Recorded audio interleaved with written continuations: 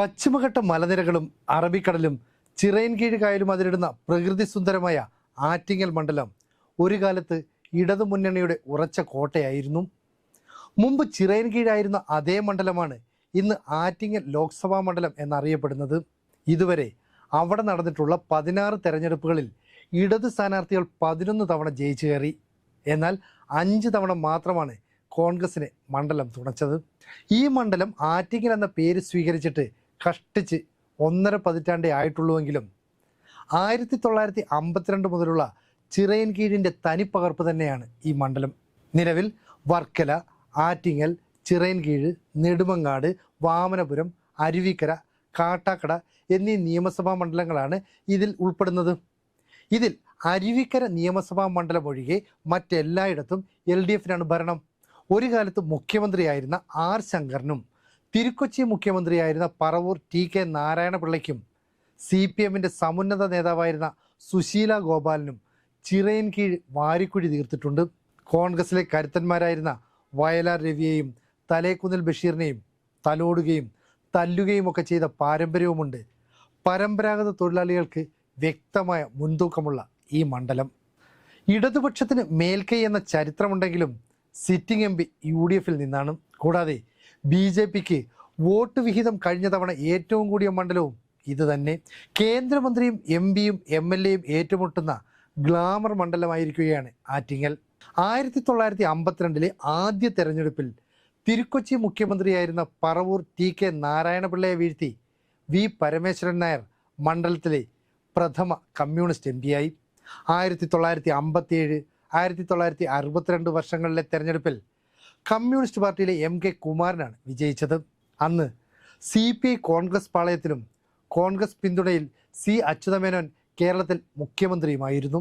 Communist പാർട്ടിയുടെ പിളർപ്പിന് ശേഷം 1967 CPIയും CPMും ഒരുമിച്ച് ചേർന്ന് ഇടതുപക്ഷമായി മത്സരിച്ച തെരഞ്ഞെടുപ്പിൽ കമ്മ്യൂണിസ്റ്റ് കോട്ടയിൽ ഭാഗ്യം പരീക്ഷിക്കാനെത്തിയ കേരളത്തിൻ്റെ അന്നത്തെ മുഖ്യമന്ത്രിയും കോൺഗ്രസ് നേതാവുമായിരുന്ന ആർ ശങ്കറിന് കാലിടറി. CPMലെ KA അനിരുദ്ധനാണ് ആർ ശങ്കറിനെ പരാജയപ്പെടുത്തിയത്. 1971 വാശിയേറിയ തെരഞ്ഞെടുപ്പിൽ കോൺഗ്രസ് ചിറയൻകീഴിലിറക്കിയത് അവരുടെ അക്കാലത്തെ യുവതുർക്കിയായ വയലാർ രവിയെയാണ്. യുവജന വിദ്യാർത്ഥി സമരമുഖങ്ങളിലൂടെ നേതാവിൻ്റെ പ്രതിച്ഛായ സൃഷ്ടിച്ച വയലാർ രവി എന്ന കോൺഗ്രസ് യുവതുർക്കിയുടെ പ്രഭാവത്തിൽ ആദ്യമായി ചിറയൻകീഴിൽ കോൺഗ്രസിൻ്റെ പതാക പാറി. CPMലെ വർക്കല രാധാകൃഷ്ണനെ 49,272 വോട്ടുകൾക്ക് പരാജയപ്പെടുത്തി വയലാർ രവി മണ്ഡലം പിടിച്ചു. അടിയന്തരാവസ്ഥയ്ക്ക് ശേഷം നിയമസഭ, ലോക്സഭാ തെരഞ്ഞെടുപ്പുകൾ കേരളത്തിൽ ഒരുമിച്ച് നടന്ന വർഷമായിരുന്നു 1977. ലോക്സഭാ മണ്ഡലത്തിൽ 60,925 വോട്ടുകൾക്ക് K അനിരുദ്ധനെ പരാജയപ്പെടുത്തി വയലാർ രവി വിജയം ആവർത്തിച്ചു.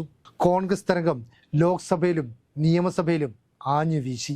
1979 അഖിലേന്ത്യാ തലത്തിൽ കോൺഗ്രസിനുണ്ടായ പിളർപ്പിന് ശേഷം ഇന്ദിരാ പക്ഷത്ത് നിന്ന് മാറി വയലാർ രവി ദേവരാജ് അരസ് നയിച്ച കോൺഗ്രസ് യുവിൻ്റെ ഭാഗമായി. അങ്ങനെ 1980 കേരളത്തിൽ LDFൻ്റെ ഭാഗമായ കോൺഗ്രസ് U സ്ഥാനാർത്ഥിയായി വയലാർ രവി ചിറയൻകീഴിൽ 3ാം അംഗത്തിനിറങ്ങി. എന്നാൽ 6063 വോട്ടുകൾക്ക് കോൺഗ്രസ് Iലെ AA റഹീമിനോട് പരാജയപ്പെട്ടു. 1984 രാജ്യസഭാ MP ആയിരുന്നു തലേക്കുന്നിൽ ബഷീർ.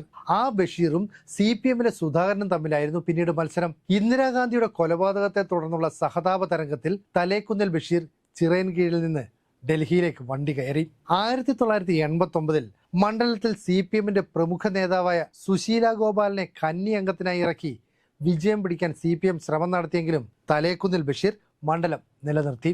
പക്ഷെ അപ്പോഴേക്കും കോൺഗ്രസ് റെഡ് സോണിലേക്ക് നീങ്ങി തുടങ്ങിയിരുന്നു. അതായത് 1984 31,465 വോട്ട് എന്ന തലേക്കുന്നിലിൻ്റെ ഭൂരിപക്ഷം 1989 എത്തിയപ്പോഴേക്കും വെറും 5,130 എത്തി. 1991 സംസ്ഥാനത്തുടനീളം രാജീവ് ഗാന്ധിയുടെ കൊലപാതകം സൃഷ്ടിച്ച സഹതാപ തരംഗം ആഞ്ഞു വീശിയിട്ടും സിറ്റിംഗ് MP ആയ തലേക്കുന്നിൽ ബഷീറിന് വിജയിക്കാനായില്ല.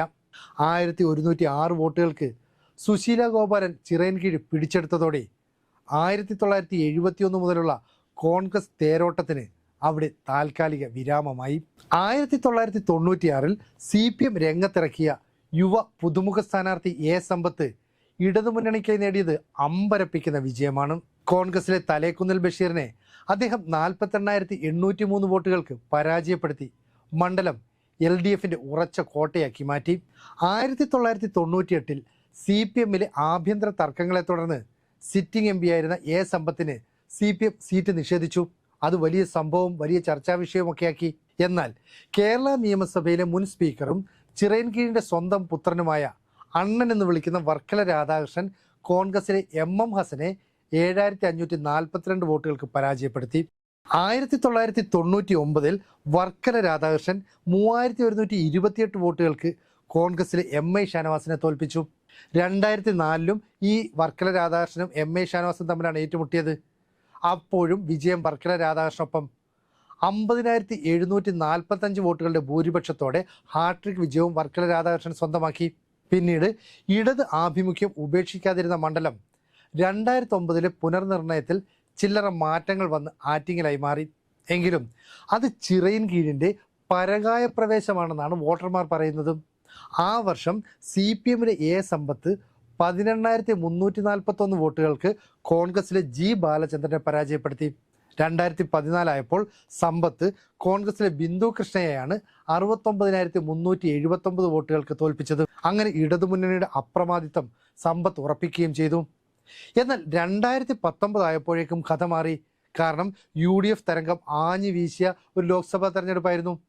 ആ സമയത്ത് മണ്ഡലത്തിലേക്ക് കോൺഗ്രസിൻ്റെ മുൻ മന്ത്രി കൂടിയായ അടൂർ പ്രകാശിനെ കൊണ്ടുവരികയായിരുന്നു. അന്ന് നിലവിൽ അടൂർ പ്രകാശ് MLAയുമായിരുന്നു. എന്തായാലും വാശിയേറിയ പോരാട്ടത്തിനൊടുവിൽ 38,247 വോട്ടുകൾക്ക് സമ്പത്തിനെ അടൂർ പ്രകാശ് മലർത്തിയടിച്ചു. അങ്ങനെ 28 വർഷം നീണ്ട LDFിന്റെ കുത്തകയ്ക്ക് തിരശ്ശീല വീഴുകയും ചെയ്തു. ആറ്റിങ്ങൽ മണ്ഡലത്തിൽ ശരാശരി 10% വോട്ടുമായി വെറും സാന്നിധ്യം മാത്രമായിരുന്ന BJP ചരിത്രത്തിലാദ്യമായി 2,48,081 വോട്ടും ആകെ പോൾ ചെയ്തതിൻ്റെ 24.7% വോട്ടും നേടിയ തെരഞ്ഞെടുപ്പായിരുന്നു 2019 ശബരിമല യുവതി പ്രവേശന വിധിക്കെതിരായ ജനരോഷമാണ് BJPക്ക് ഇത്രയേറെ വോട്ട് നേടിക്കൊടുത്തതും CPMന്റെ കനത്ത പരാജയത്തിനിടയാക്കിയതും.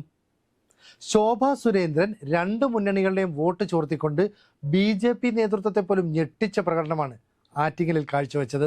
അങ്ങനെ ഏറെ നാളായി ഈ ആറ്റിങ്ങൽ മണ്ഡലം BJP ദേശീയ നേതൃത്വത്തിൻ്റെയും ശ്രദ്ധയിൽപ്പെട്ടിരുന്നു. അങ്ങനെ കേന്ദ്രമന്ത്രിയായിരുന്ന V മുരളീധരൻ ആറ്റിങ്ങൽ കേന്ദ്രീകരിച്ചുള്ള പ്രവർത്തനങ്ങളും ആരംഭിച്ചു. എന്നുവെച്ചാൽ BJP സ്ഥാനാർത്ഥിയായി വരിക V മുരളീധരനാണെന്ന് ഏതാണ്ട് ഉറപ്പായിരുന്നു. അത് തന്നെ ദേശീയ നേതൃത്വം പ്രഖ്യാപിക്കുകയും ചെയ്തു. BJPയിലെ ചേരിതിരിവുകൾ വെച്ച് പരിശോധിച്ചാൽ ഈ V മുരളീധരനും ശോഭാ സുരേന്ദ്രനും രണ്ടറ്റത്ത് നിൽക്കുന്നവരാണ്. എങ്കിലും കഴിഞ്ഞ തവണ ശോഭ ആറ്റിങ്ങലിൽ നേടിയ 2,48,081 വോട്ട് വിഹിതത്തിൽ പ്രതീക്ഷയർപ്പിച്ചാണ് കേന്ദ്രമന്ത്രിയായിരുന്ന മുരളീധരൻ ഇവിടേക്ക് എത്തിയിരിക്കുന്നത്. BJPയിലെ കേരളത്തിലെ പ്രമുഖനായ V മുരളീധരൻ ആറ്റിങ്ങലിന്റെ അകമ്പുറം മനസ്സിലാക്കുക കൂടി ചെയ്ത ശേഷമാണ് മണ്ഡലം ഉറപ്പിച്ചത്. CPM സ്ഥാനാർത്ഥിയെ സംബന്ധിച്ചായിരുന്നു ചില ഉദ്വേഗങ്ങൾ ഉണ്ടായിരുന്നത്. V ജോയിയെ മണ്ഡലം തിരിച്ചുപിടിക്കാൻ പ്രാപ്തനാണെന്ന് കണ്ട് സംസ്ഥാന നേതൃത്വം രംഗത്തിറക്കി. അതായത് മണ്ഡലത്തിലെ ആദ്യ സ്ഥാനാർത്ഥി പ്രഖ്യാപനം നടത്തിയത് CPM ആണ്. 3 വർഷങ്ങൾക്ക് മുമ്പ് എറണാകുളത്ത് CPM സംസ്ഥാന സമ്മേളനത്തിൽ പ്രതിനിധി പോലുമല്ലാതിരുന്ന V ജോയി സമ്മേളനത്തെ അമ്പരപ്പിച്ചുകൊണ്ടാണ് സംസ്ഥാന കമ്മിറ്റി അംഗമായത്. സമ്മേളന പ്രതിനിധികൾ അല്ലാത്തവരെ അംഗമാക്കുന്നതിന് സാങ്കേതികമായി CPMനുള്ളിൽ തടസ്സമൊന്നുമില്ലെങ്കിലും സാധാരണഗതിയിൽ പാർട്ടി അങ്ങനെയൊന്നും ചെയ്യാറില്ലായിരുന്നു. തിരുവനന്തപുരത്ത് അന്ന് പാർട്ടിയിൽ നിറയെ വിവാദങ്ങളും തർക്കങ്ങളുമൊക്കെ മൂർച്ഛിച്ച ഘട്ടവുമായിരുന്നു. അതുകൊണ്ട് തന്നെ എല്ലാവരെയും കൂട്ടിയിണക്കുന്ന പുതിയ ജില്ലാ സെക്രട്ടറിക്ക് വേണ്ടി സംസ്ഥാന നേതൃത്വത്തിൻ്റെ അന്വേഷണം എത്തി നിന്നത് ഈ വർക്കല MLA കൂടിയായ ജോയിയിലായിരുന്നു.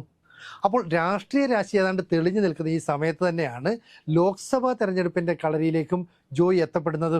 1991 തലേക്കുന്നിൽ ബഷീറിനെ സുശീല ഗോപാലൻ തോൽപ്പിച്ചതോടെ കൈവിട്ടുപോയ മണ്ഡലം കഴിഞ്ഞ തവണ അടൂർ പ്രകാശിലൂടെയാണ് കോൺഗ്രസ് തിരിച്ചുപിടിച്ചത്.